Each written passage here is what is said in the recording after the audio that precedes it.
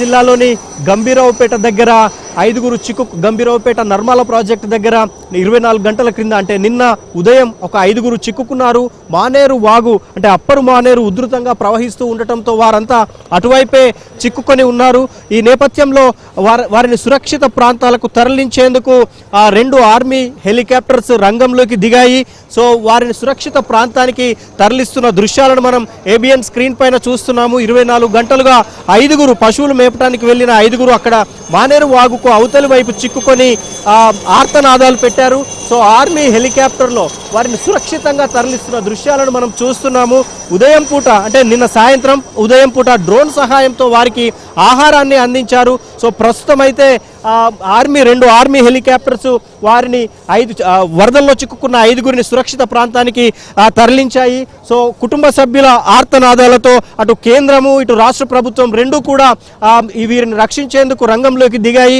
ఉదయం నుంచి అంటే నిన్న సాయంత్రము ఈరోజు ఉదయం కూడా కేంద్ర మంత్రి బండి సంజయ్ అలాగే రాష్ట్ర మంత్రివర్గం అంతా కూడా ఈ నర్మల ప్రాజెక్టు దగ్గర చిక్కుకున్న ఐదుగురిని రక్షించేందుకు తీవ్ర ప్రయత్నాలు చేశాయి. బోట్ సహాయంతో కూడా వారిని ముందుగా సురక్షిత ప్రాంతానికి తరలిద్దామని భావించారు. కానీ అది వీలు పడలేదు.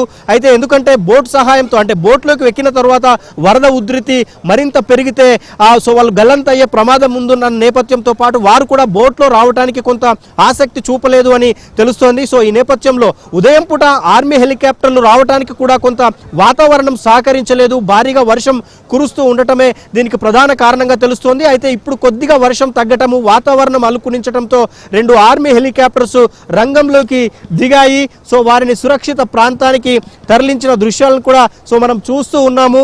2 ఆర్మీ హెలికాప్టర్స్ ముందుగా నర్మాల ప్రాజెక్ట్ అంటే అప్పరు మానేరు దగ్గర సో సేఫ్ సైడ్ గా ఉన్న ప్రాంతాలను చూసి అక్కడ ల్యాండ్ అయి వారిని సురక్షిత ప్రాంతానికైతే తరలిస్తున్నారు. ఒకసారి ఇద్దరు అంటే మనం విజువల్స్ లో చూడొచ్చు. ఈ ఆపరేషన్ ఇంకా కంటిన్యూ అవుతోంది. సో ఒక్కొక్కరిని సేఫ్ సైడ్ కు తీసుకువెళ్తున్న పరిస్థితి అయితే మనకు కనిపిస్తోంది. సో ఈ రెస్క్యూ ఆపరేషన్ ఇంకా కంటిన్యూ అవుతున్న దృశ్యాలను అయితే మనం చూడొచ్చు. సో అప్పరు మానేరు వరద ఉధృతి ఇంకా తగ్గలేదు. ఎగువన కురుస్తున్న భారీ వర్షాలతో అప్పరు మానేరు వరద ఉధృతి ఇంకా కొనసాగుతూనే ఉంది.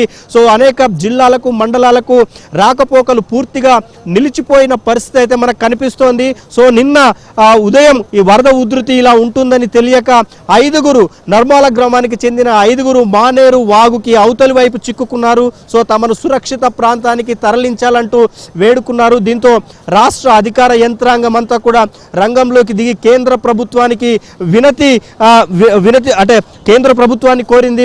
కేంద్ర మంత్రి బండి సంజయ్ రాజ్నాథ్ సింగ్ తో మాట్లాడి 2 ఆర్మీ హెలికాప్టర్లను పంపించే ప్రయత్నం చేయమని కోరారు. అయితే వాతావరణం అనుకూలించక కొంత రెస్క్యూ ఆపరేషన్ కి ఇబ్బంది అయితే కలిగింది ఉదయం పూట.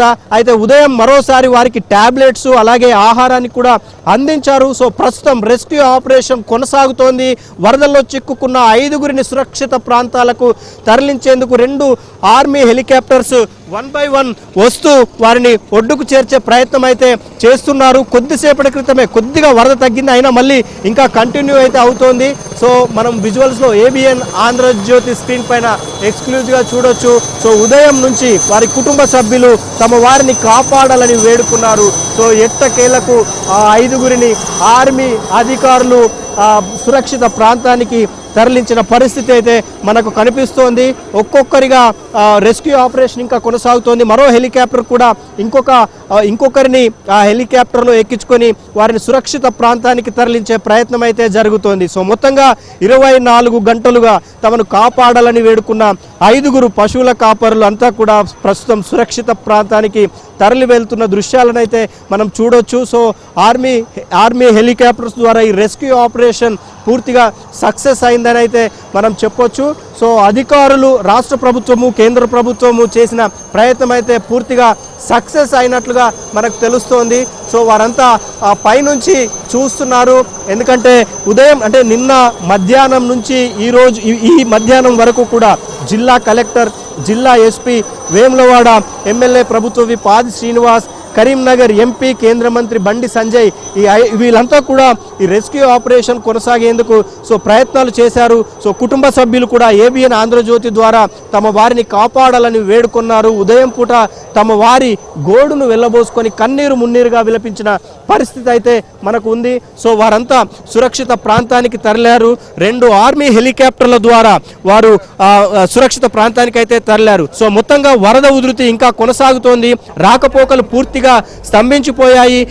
5 ఉదయం అంటే నిన్న ఉదయం 5 మానేరు వాగుకు అవతలి వైపు చిక్కుకున్న 5 కూడా ఎటు వెళ్ళడానికి కూడా అవకాశం లేకుండా పోయింది.